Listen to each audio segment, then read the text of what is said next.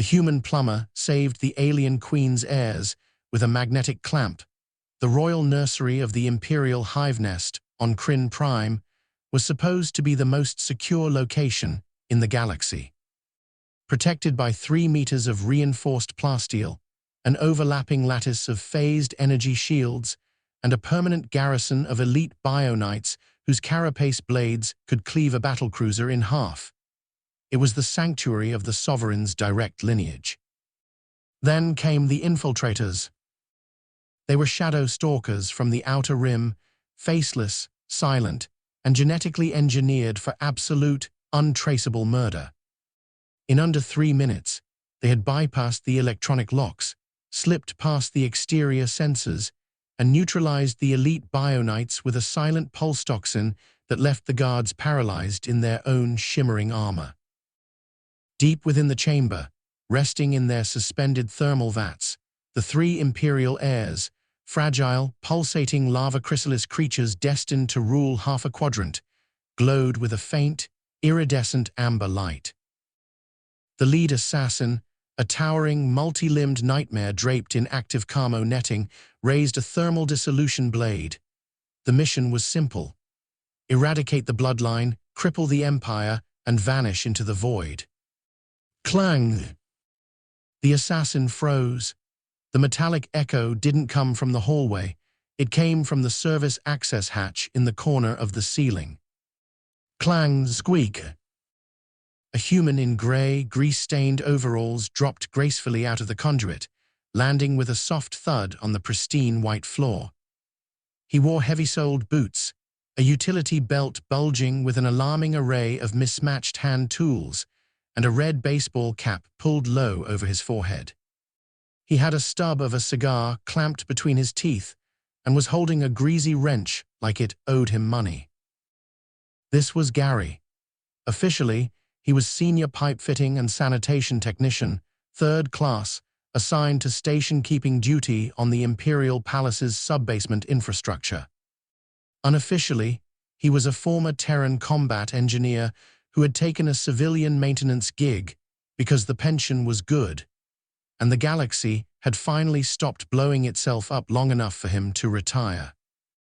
Gary paused, spitting the cigar stub into a waste receptacle, and stared at the 4 terrifying, heavily armed assassins standing over the royal nursery vats. The assassins stared back. Their thermal dissolution blades hummed with lethal intent. Gary squinted at the ceiling vent he had just crawled out of, then looked down at his clipboard, tapping it with a stubby finger. "Yeah, see, that's your problem right there," Gary muttered, shaking his head. "Work order said a minor pressure drop in the secondary cooling manifold. Nobody mentioned a severe blockage in the main return line." The lead assassin hissed, its mandibles flaring as it lunged forward, raising its blade to carve the bipedal intruder into ribbons. "Whoa, easy, Sparky. Hot work." Gary ducked instinctively, his survival instincts, honed during 3 campaigns on the outer rim trenches, taking over instantly. He didn't draw a weapon. He didn't have one. Instead, his hand swept down to his utility belt, snagging a heavy, horseshoe-shaped hunk of industrial machinery. A heavy-duty rare earth magnetic pipe clamp rated for 5,000 psi of hydraulic pressure.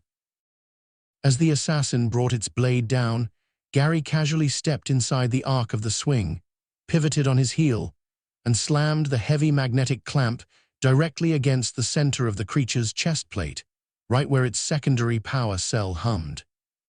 Thwump! The magnetic clamp engaged with the force of a small meteorite. The hyperdense alloy of the clamp instantly bonded to the metallic weave of the assassin's armor, dragging the multi-limbed creature violently off balance and pinning its primary arms to its torso with a sickening crunch of fracturing chitin. "There, that ought to hold the gasket," Gary grunted, giving the clamp a reassuring pat. The second assassin shrieked in rage, firing a volley of microdarts from its wrist launcher. Gary didn't blink. He grabbed the thrashing, clamp-pinned assassin by its shoulder harness and used it as a human, or rather, alien, meets shield. The microdarts embedded harmlessly into the first attacker's armor with dull thuds. "Hey, watch the collateral," Gary barked indignantly. "Do you have any idea how much paperwork I gotta file if you puncture the bulkhead? OSHA gonna have a field day." With a grunt of pure, unadulterated blue-collar exasperation, Gary ripped a loose length of copper alloy pipe from the wall panel, which had been vibrating loosely thanks to the nursery's overloaded thermal grid, and used it like a baseball bat. A sharp, physics-defying crack echoed through the chamber as the heavy pipe connected squarely with the second assassin's cranial node. The creature folded like a cheap lawn chair and collapsed onto the sterile floor, twitching once before going completely still. The remaining two assassins exchanged a look of pure, unmitigated terror. These weren't the parameters they had been briefed on. No galactic database had warned them about bipedal maintenance workers who treated an assassination squad like a stubborn plumbing leak. They turned and bolted for the exit hatch. "Oh, no you don't," Gary shouted, reaching into his tool pouch and pulling out a pressurized can of industrial-grade expanding foam sealant. "You're not tracking mud all over my freshly sanitized corridor." He thumbed the activation valve. A thick, high-velocity stream of hyper-expanding, quick-drying polymer shot across the room, wrapping around the fleeing assassin's legs and instantly hardening into a block of industrial concrete-strength resin. Both creatures crashed hard to the floor, howling in muffled frustration as they were glued firmly to the deck plates. Silence descended on the royal nursery, save for the gentle, rhythmic hum of the thermal vats where the three imperial heirs continued to pulse with warm, amber light, completely oblivious to the chaos. Gary stood alone in the center of the room, wiping a smudge of grease off his forehead with the back of his forearm. He looked down at the pile of neutralized assassins, then walked over to the main diagnostic console of the nursery's cooling system, which was blinking a soft, warning amber. He tapped a few buttons with his wrench, silencing the alarm. "Always the same," Gary muttered, shaking his head. "Sensors get clogged with carbon buildup, temperatures spike, and nobody thinks to clean the filters until the whole system starts screaming." Just then, the massive plasteel blast doors of the nursery hissed open. A contingent of 50 elite bionites, having finally rebooted from the pulse toxin and recovered their motor functions, poured into the room, their plasma rifles raised, their armor gleaming, ready to lay down their lives for the royal heirs. They stopped dead in their tracks. The room was immaculate. The assassins were neatly bundled in expanding foam and pinned to the floor by industrial magnetic clamps. The nursery vats were humming peacefully. And a lone human in gray overalls was standing by the console, casually whistling an old Earth tune while wiping his wrench with a dirty shop rag. The captain of the guard, a towering six-legged behemoth covered in iridescent crimson armor, lowered his rifle slowly, his multifaceted eyes blinking in absolute incomprehension. "Human," the captain stammered, his translation unit struggling to process the visual data. The assassins, the bloodline." Gary didn't look up from his wrench. Your cooling manifold was acting up, Commander," Gary said casually, tossing the rag into his back pocket. "Pinched a gasket and had a minor obstruction in the primary return line. Took care of it, though. You might want to keep an eye on that pressure valve, and for heaven's sake, tell your night shift crew to stop tracking space dust into the intake vents." The captain stared at the pinned assassins, then at the human, and finally bowed his massive, armored head in profound, trembling reverence. You saved the future of the hive," the captain whispered. "What weapon of ancient Terran destruction did you employ? Was it a kinetic disruptor, a quantum-phased neutralizer?" Gary patted his utility belt, smiling faintly. "Nah," the human said, turning toward the ceiling access hatch and hoisting himself up by his arms. "Just standard C-17 maintenance protocol. Remember to bleed your lines on Thursdays, kid." And with a soft click of the access panel sliding back into place, the human plumber vanished into the ductwork, leaving the most powerful empire in the galaxy staring at a very clean floor and wondering how they were ever going to settle the invoice.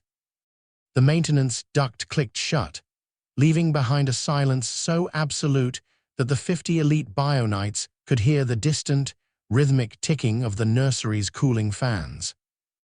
For nearly 3 minutes, not a single member of the Imperial Guard moved.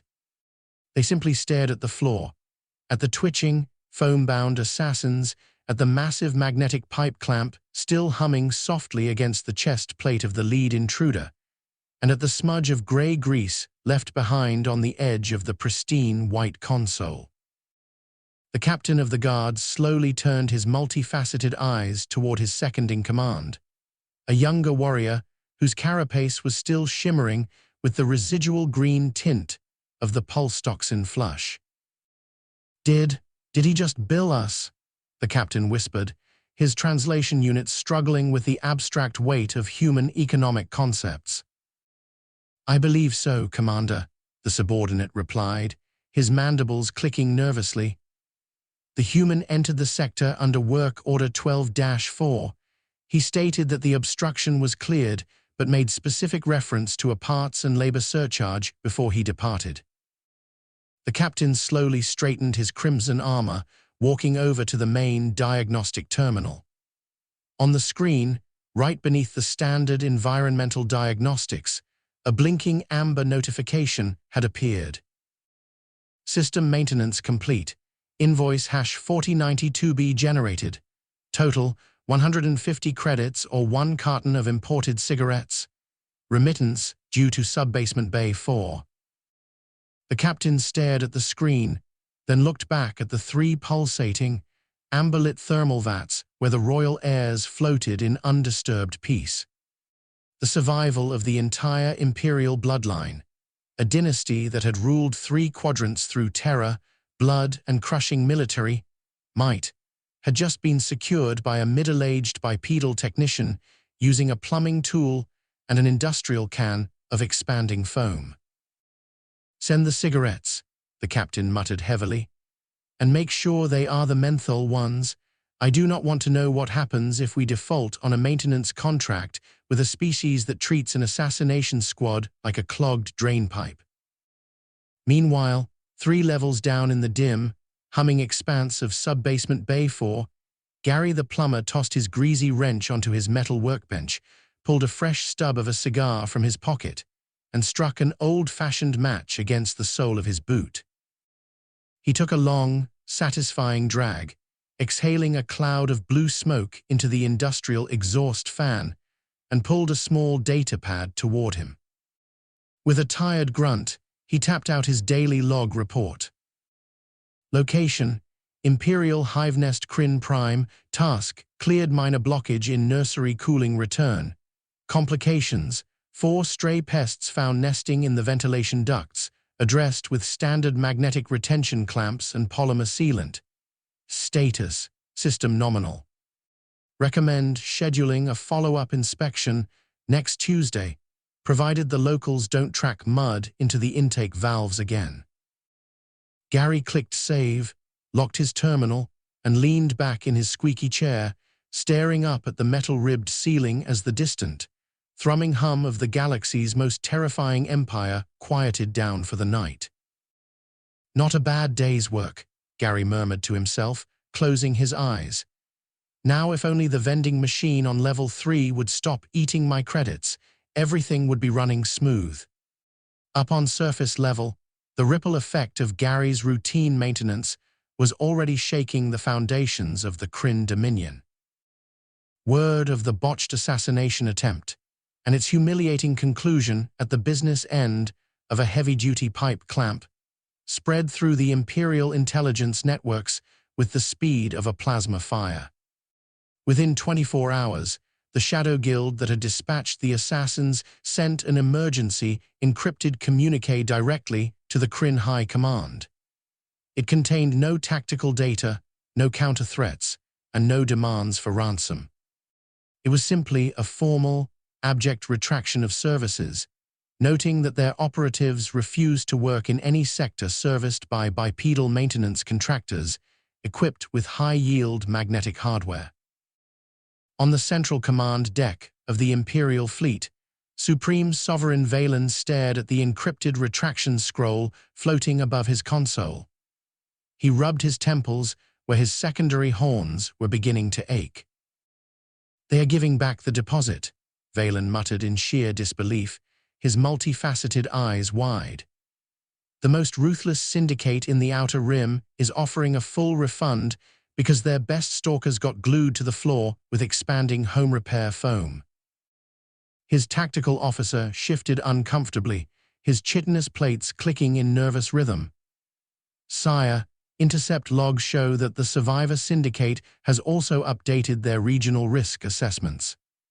They have classified the entire Kryn Prime Capital sector as a high-hazard engineering zone and placed a permanent ban on any contracts involving human-occupied subbasements." Valen exhaled a long, whistling sigh through his spiracles. He looked down at the physical datapad resting beside his console, the one containing the invoice sent from Subbasement Bay 4. 150 credits, or 1 carton of imported menthol cigarettes. "Transfer the funds," Valen commanded abruptly, waving a hand, "and add a box of high-grade imported cigars to the crate. I want every human in that sub-basement treated like visiting royalty. If they ever decide to unionize our entire plumbing grid, we will be forced to surrender unconditionally within a week." 3 levels down, in the warm, rhythmic hum of Subbasement Bay 4, Gary's terminal chimed softly. A notification popped up on the screen, indicating that invoice #4092B had been settled in full, complete with a surplus tip of 50 credits, and a heavy, velvet-lined crate delivered by a very nervous-looking Bio-Knight who had practically sprinted away before Gary could open the door. Gary popped open the crate, lifted a pristine box of imported Terran-style cigars, and raised an eyebrow. "Well, what do you know?" Gary muttered, pulling a fresh cigar from the box and striking a match. "Management's starting to appreciate good preventative maintenance after all." He leaned back in his squeaky chair, puffed a ring of smoke toward the ceiling, and picked up his wrench. Let the galaxy plot its wars and empires rise and fall. As long as the pipes kept flowing, Gary had a universe to keep from leaking. Life in Subbasement Bay 4 settled into a peaceful, highly predictable rhythm after that.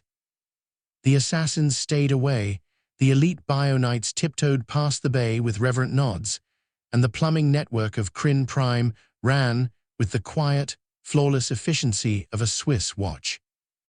Until Friday morning. Gary was halfway through his second cup of lukewarm black coffee when the emergency klaxon went off. It wasn't the standard red alert siren that meant an invading fleet was trying to drop out of warp. It was a sharp, high-pitched, stuttering alarm that only ever meant one thing. The primary waste management, manifold on level 9, had just experienced a catastrophic, system-wide backpressure event. Gary froze, a half-eaten protein bar halfway to his mouth. He slowly lowered the bar, set his coffee mug down with deliberate care, and stared at the diagnostic panel on his desk. The holographic schematic of the palace infrastructure was flashing a violent, angry crimson all the way from the royal kitchens down to the deepest drainage sumps. "Oh, you've got to be kidding me," Gary sighed, running a hand over his face. 5 days of peace, just 5 days. He grabbed his utility belt, strapped it securely around his waist, and checked his gear. 2 magnetic pipe clamps, a roll of heavy-duty reinforced duct tape, a pneumatic socket set, and a fresh canister of industrial-strength expanding foam. As he stepped out of Bay 4 into the main corridor, he found a terrified-looking bio-knight shaking behind a hovering service cart. The guard's iridescent crimson armor was visibly vibrating. "Human Gary," the guard squeaked, dropping into a clumsy, multi-limbed salute. The Grand Mess Hall disposal system, it has backed up."